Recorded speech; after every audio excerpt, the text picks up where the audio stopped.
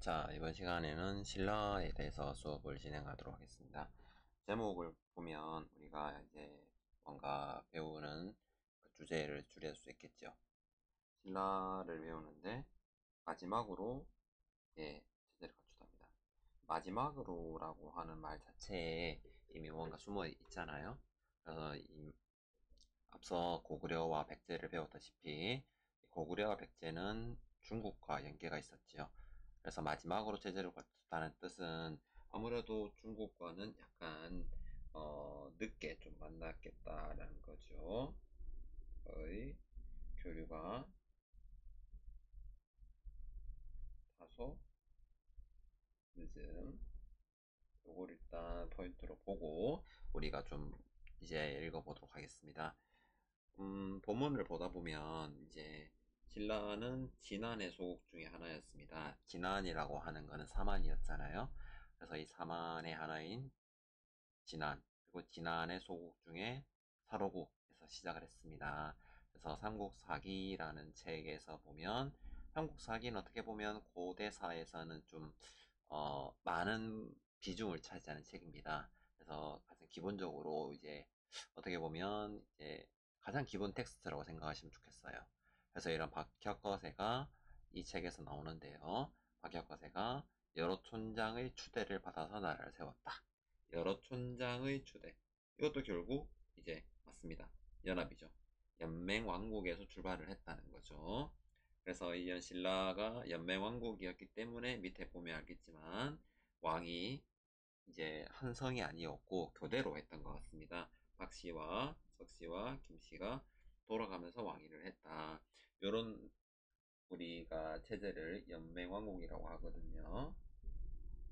이런 연맹왕국에서 출발을 해서 이제 고대 국가가 된 거는 바로 뇌물마리간 때였습니다. 그래서 이런 왕의 칭호가 마리간이다. 신라는 다른 나라와는 좀 다르게 왕의 칭호가 좀 이렇게 변화를 합니다. 거서간에서 차창으로, 그 다음에 이사금으로, 마리간으로, 왕으로. 그래서 우리가 오른쪽에 좀 보다 보면 이게 무슨 뜻을 가지는가에 대해서 잠시만 짚어보고 가는 시간을 갖겠습니다. 거서가는 귀한 사람이다. 왜 귀한 사람이냐? 우리가 뭐 설화에서 또 봤지만 하늘에서 내려왔다 라는 거죠. 선택받은 사람이다. 그래서 좀 귀한 사람이다 라는 뜻이 있고요. 서청은 무당이라는 의미가 있습니다. 그 다음에 죄송해요. 이사금이라고 하는 이제 단계는 연장자의 의미이다. 마리카는 대군장 또는 최고 우두머리의 뜻이 있다. 그리고 왕은 중국식 칭호이다.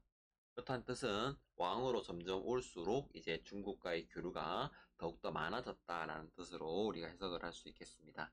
그래서 쭉 오다 보면 이제 왕권이 강화됨을 보여준답니다. 라고 볼 수 있겠죠. 그래서 왕으로 오는 단계로 우리가 수업을 진행하도록 하겠습니다. 마지막 문단에 좀 보다 보면 우리가 좀 익숙한 인물이 보이네요. 그죠? 고구려 광개토왕. 이 고구려 광개토왕이 도움을 줬네요. 왜? 바로 신라 옆에 있던 왜가 공격해 왔습니다.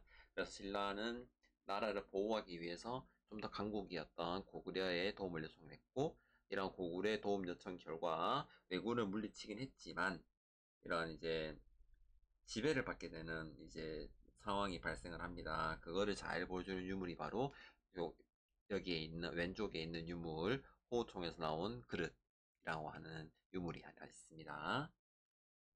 이건 유물을 결국 의미를 좀 아시는 게 좋아요.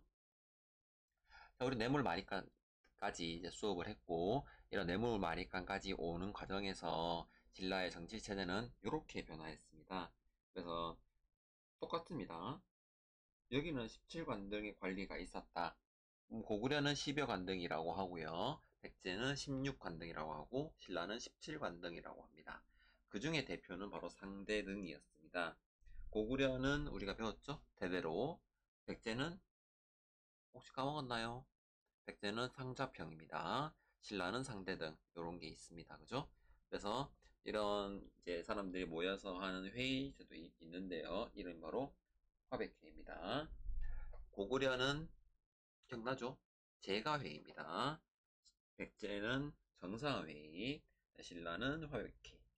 이것도 포인트로 알아두시면 좋겠습니다. 고구려는 제가회의, 백제는 정사회의,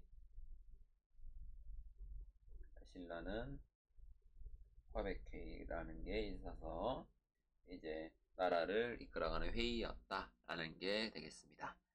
행정구역 같은 경우는 6부와 5주가 있었다. 요거는 우리가 또 수업 때 이제 칠판에서 어떻게 분리가 되는지 볼 수 있을 것 같아요.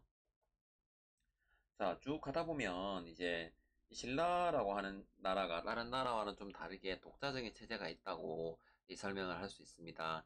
왜냐하면 중국과 교류가 좀 적었고 약간 막혀있기 때문에 좀 독자적인 문화가 발달할 수 있는 토대가 있었거든요. 그래서 신라라고 하는 나라는 이제 골품제라고 하는 신분 제도라는 게 마련되는데, 이 마련되는 이유는 바로 정복 과정에서 이제 통합했던 지역의 부족이나 군장들이 있었습니다. 이런 거를 왕 밑으로 편입을 시키면서 이제 좀 더 계급을 나누었다. 이렇게 우리가 해석을 할 수 있습니다. 그래서는 골품제라는 거는 이제 우리 사료를 통해서 좀 더 학습을 해서 보고 이런 골제와 품제가 있었다라는 건데요. 골과 품이 뭐냐? 요거는 이제 어떻게 보면 사회적으로 발전되어 가면서 만들어낸 체제이기 때문에 기본적으로 있는 체제는 아니고 나라가 점점 발전되어 가면서 옛날에는 골과 품만 있다가 그 중에서 골은 선골과 진골로 나누고 품은 이제 오두품까지만 있다가 육두품이 새로 생기고 이런 과정이 좀 있거든요. 그래서 이런 변화 과정은 수업할 때 선생님과 함께 좀 더 자세하게 배우도록 합시다.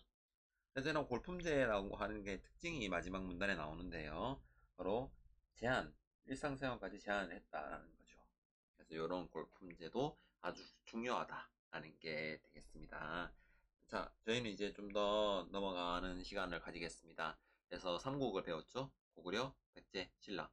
그래서 이 삼국의 발전 과정을 잘 이해하고 요 나라들이 이제 어떻게 고대 국가로 나갔는지, 그리고 이 고대 국가에서 중앙 집권 체제가 더욱더 강화되는 체제가 나오거든요.